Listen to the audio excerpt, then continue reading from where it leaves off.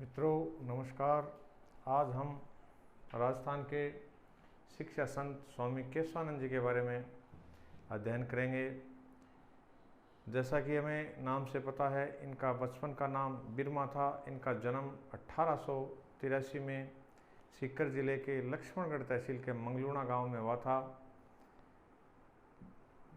जन्म के कुछ समय बाद इनके पिताजी का देहांत हो गया और 5-7 साल बाद इनकी माताजी भी चल बसी। एक अनाथ के रूप में इनका पालन पोषण हुआ। प्रारंभ में ये रतनगढ़ भी रहे थे। कुछ समय बाद जब राजस्थान में छप्पनी अकाल पड़ा, यानी विक्रम संवत 1956 में जो भयंकर अकाल पड़ा था, उस अकाल में इन्होंने राजस्थान छोड़ा और फाजिल्का में कुशालदास जी के आश्रम में रहने लगे। फाजिल्का में अध्ययन करते करते और ये एक बार हरिद्वार के कुंभ मेले में गए थे। वहाँ हीरानंद जी जो गुरुजी थे इनके, उन्होंने इनका नामकरण बिरमा से केशवानंद कर दिया। उसके बाद ये स्वामी केशवानंद कहलाने लगे। इन्होंने भारत के आज़ादी के आंदोलन में भी भाग लिया था और 1932 के बाद और इन्होंने वो क्षेत्र छोड़ करके शिक्षा को अपनी कर्मभूमि चुना। शिक्षा के माध्यम से उन लाखों घरों में दीपक जलाने का काम किया जहां सदियों से अंधेरा था, और उन घरों को अपलिफ्टमेंट का प्रयास आज तक किसी ने नहीं किया था। तो आपके जो भागीरथी प्रयास थे, इन प्रयासों के बदौलत हजारों घरों के युवा सरकारी नौकरियों में पहुंचे। देश की आज़ादी के लिए उन्होंने कुर्बानियाँ दी, सीमाओं पर गए सैनिक के रूप में। और आज आपने जो संस्था खड़ी की थी ग्रामोत्थान विद्यापीठ, वो राजस्थान ही नहीं बल्कि भारत की एक प्रमुख शिक्षण संस्था के रूप में मान्यता प्राप्त कर चुकी है। तो आइए हम इन महान संत के बारे में थोड़ा सा संक्षिप्त रूप से अध्ययन करते हैं। इनका परिचय 1883 में सीकर के मंगलूना गांव में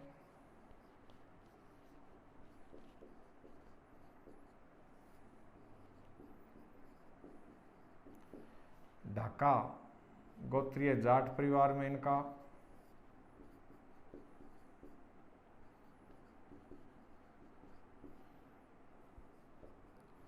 ठाकर सिंह के घर इनका जन्म हुआ।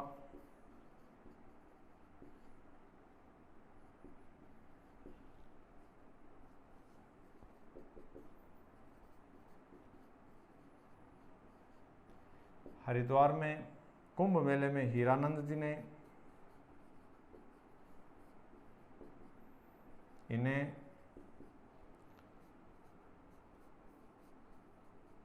बिरमा से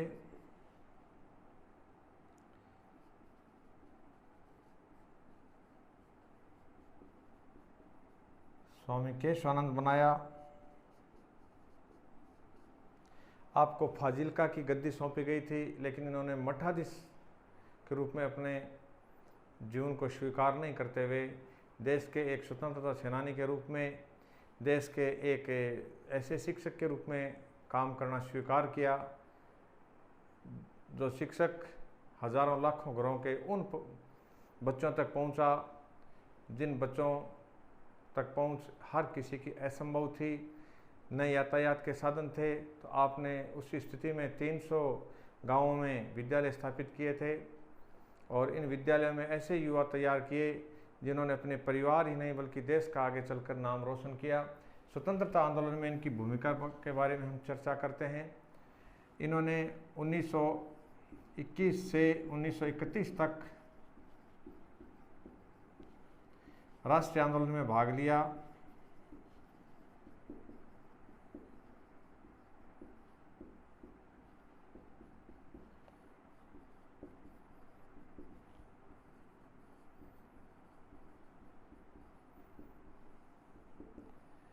असहयोग आंदोलन के समय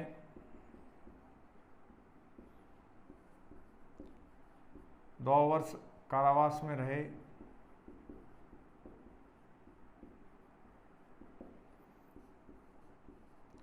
1930 में गांधी जी ने इनको फिरोजपुर ज़िले का डिक्टेटर बनाया था।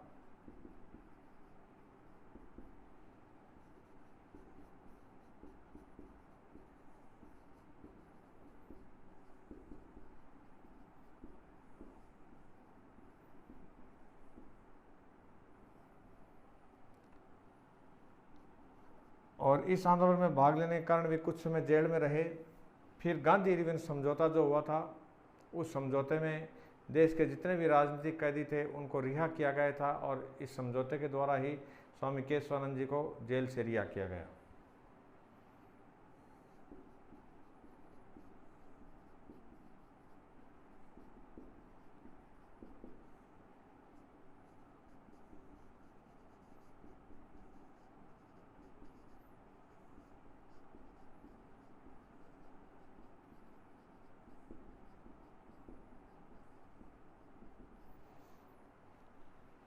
यहाँ से रिहाई के बाद स्वामी केशवानंद जी ने राष्ट्रीय आंदोलन की धारा को शिक्षा की तरफ मोड़ने का प्रयास किया था, और आप वहाँ से चल करके संगरिया आ गए। संगरिया में जो जाट विद्यालय चल रहा था, वहाँ इन्होंने एक शिक्षक के रूप में एक सक्रिय भूमिका निभानी शुरू की।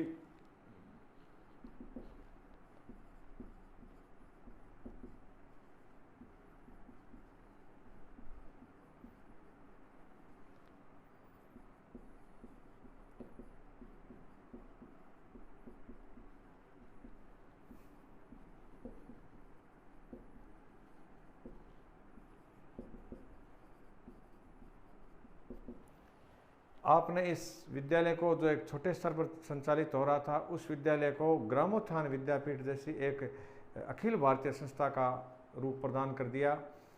राजस्थान भर से, पंजाब से, हरियाणा से, जम्मू कश्मीर से, कई राज्यों के जो हिंदी भाषी क्षेत्र थे, वहाँ के विद्यार्थी इस विद्यालय में आकर के शिक्षा ग्रहण करने लगे। हमें पता है कि संगरिया जो है ये एक त्रिकोण पर स्थित है।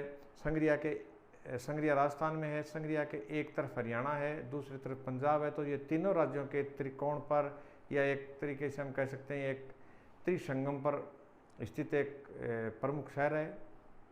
इस शहर में इन्होंने यहाँ की भौगोलिक स्थिति को देखते हुए इस शहर को चुना, ताकि तीनों राज्य इससे लाभ उठा सकें। उत्तर पश्चिमी जिलों में 300 ग्रामीण विद्यालय बनाए।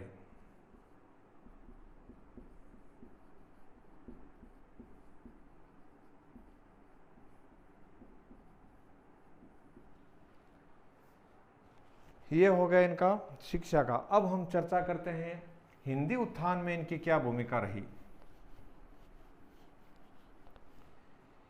इन्होंने हिंदी के लिए बहुत शानदार प्रयास किए थे। जिस प्रकार महात्मा गांधी ने दक्षिण भारत में हिंदी प्रचारिणी सभा की स्थापना की थी, उसी प्रकार से इन्होंने अबोहर में एक संस्था का निर्माण किया जिसका नाम था साहित्य सदन।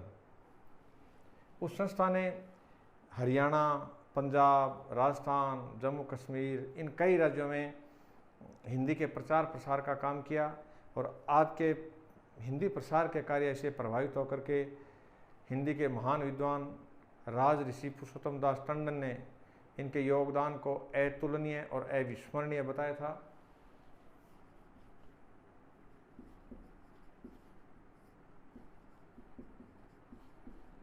हिंदी के प्रसार हेतु आपने साहित्य सदन के अबोहर में स्थापना की थी।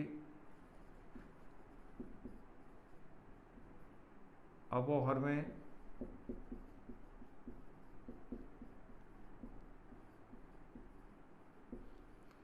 साहित्य सदन की स्थापना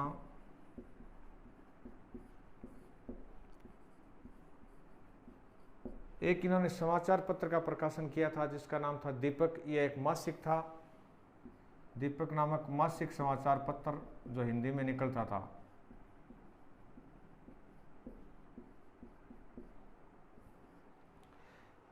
इन्होंने हिंदी में एक पुस्तक लिखी थी, उसका नाम है मरुभूमि में सेवा कार्य।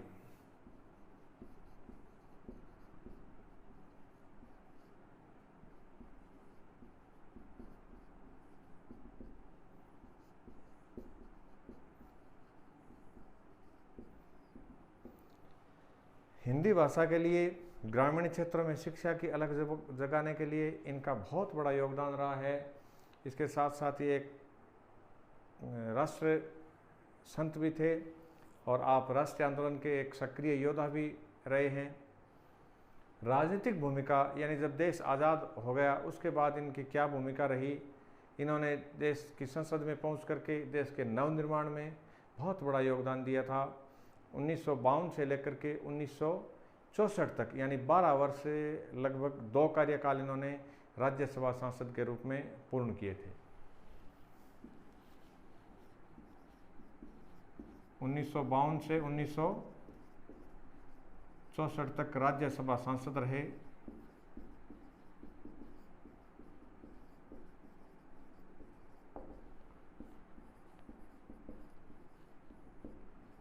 उन्नीस में आपका देवलोक गमन हुआ।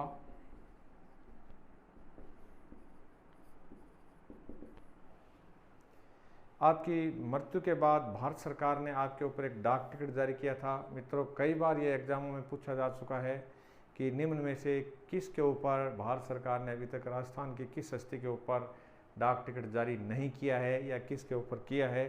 तो एक अलग बात होगी ना इनकी कि राज्यसभा सांसद भी रहे हैं और इन पर डाक टिकट भी जारी हो चुका है, जैसे विजय सिंह पथिक पर भी हो चुका है, जयनारायण व्यास पर भी हो चुका है। इस प्रकार इन पर भी डाक टिकट वाला प्रश्न हम याद रखेंगे।